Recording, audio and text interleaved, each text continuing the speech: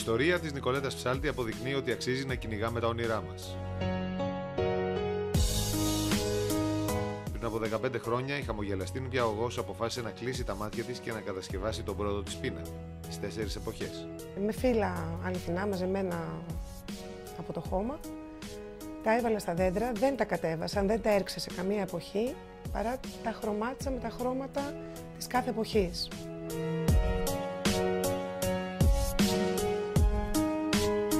Δεν έχω σπουδάσει κάτι σχετικό.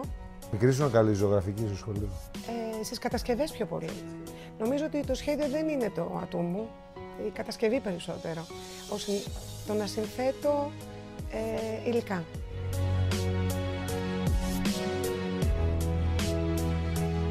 Σήμερα η Νικολέτα είναι γνωστή ως η καλλιτέχνης που δημιουργεί πίνακες και αντικείμενα χώρου υψηλής αισθητικής.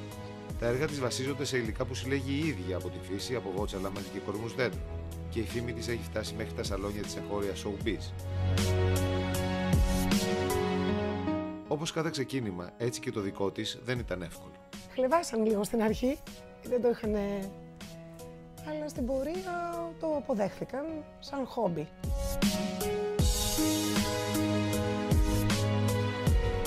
Κυρίως ασχολήθηκα με τη θάλασσα, γιατί έχει μεγάλο πλούτο.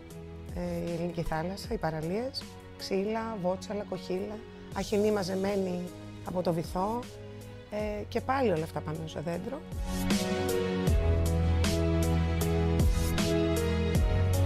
Η επικοινωνία πώς έγινε? Ναι, αρχικά μέσω γνωστών που είδαν έτσι τυχαία κάποια έργα. Στην πορεία έκανα μία σελίδα, οπότε άρχισαν να τα βλέπουν. Άλλοι θέλανε κάποια θέματα συγκεκριμένα, δηλαδή καρδιές. Ήθελε κάποιος φίλος κάθε δωμάτιο να έχει ένα ύφος, ένα χαρακτήρα. Οπότε το ένα ύφος ήταν ο έρωτας, οπότε εκεί ήθελε καρδιές. Τι υλικά χρησιμοποιείς?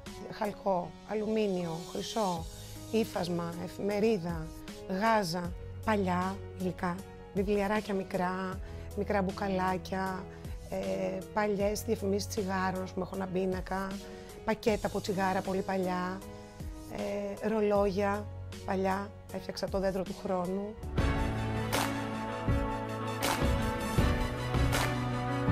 Κάποιοι μου ζήτησαν να... Είχαν κάποιες συλλογές, οι οποίες ήταν κλεισμένες στα μπαούλα, στα συρτάρια και θέλαν να το κάνουν έργο τέχνης. Οπότε ανεβάζοντάς το πάνω σε ένα δέντρο, αυτό πήρε μία μορφή ενός πίνακα που μπορούσε να κοσμεί το χώρο τους πια.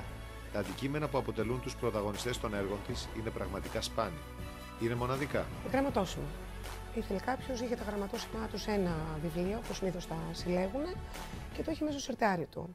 Φτιάξαμε ένα πολύ ωραίο πίνακα, τρισδιάστατο κιόλας με κάποιο τρόπο, με φακέλους παλιούς από μέσα, με γράμματα που είχε, παλιά γιατί ήταν ναυτικός και επικοινωνούσε με τη γυναίκα του έτσι, και φτιάξαμε ένα πανέμορφο πίνακα.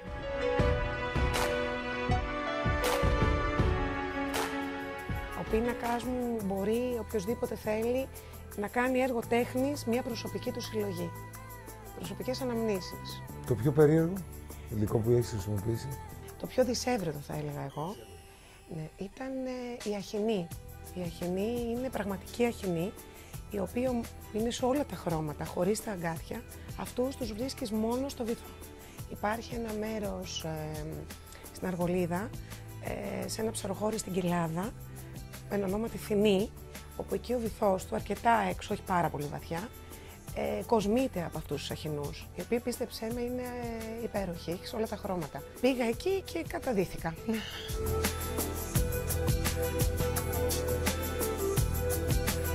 Η οικονομική κρίση έχει επηρεάσει καθόλου την κίνηση, τη ζήτηση, γενικότερα τη δουλειά? Νομίζω ότι τα έργα τέχνης είναι συγκεκριμένα και ζητούνται από συγκεκριμένους ανθρώπους. Όταν αγαπάει κάποιος την τέχνη, δεν το σκέφτεται τόσο. Αγαπώ την τέχνη, οπότε θα το έκανα και πριν και μετά. Δεν υπάρχουν, ας πούμε, κάποιοι δισταγμοί λόγω της οικονομικής κρίσης, κάποιοι άνθρωποι που να σου έχουν πει «Εσύ, Νικολέτα, θα ήθελα πάρα πολύ να το κάνουμε αυτό, αλλά δεν έχω την οικονομική». Ακόμα και αν συμβεί αυτό, εγώ επειδή θέλω να επικοινωνώ την τέχνη, δεν είναι για μένα πρόβλημα. Ένα μήνυμα το οποίο θα ήθελες να στείλεις σε όσους μας δουν το οποίο να έχει να κάνει με την τέχνη, οτιδήποτε άλλο. Είναι όμορφο να αγαπάς την τέχνη. Μέσα από την τέχνη βγαίνει το συναίσθημα και η ευαισθησία ενός ανθρώπου.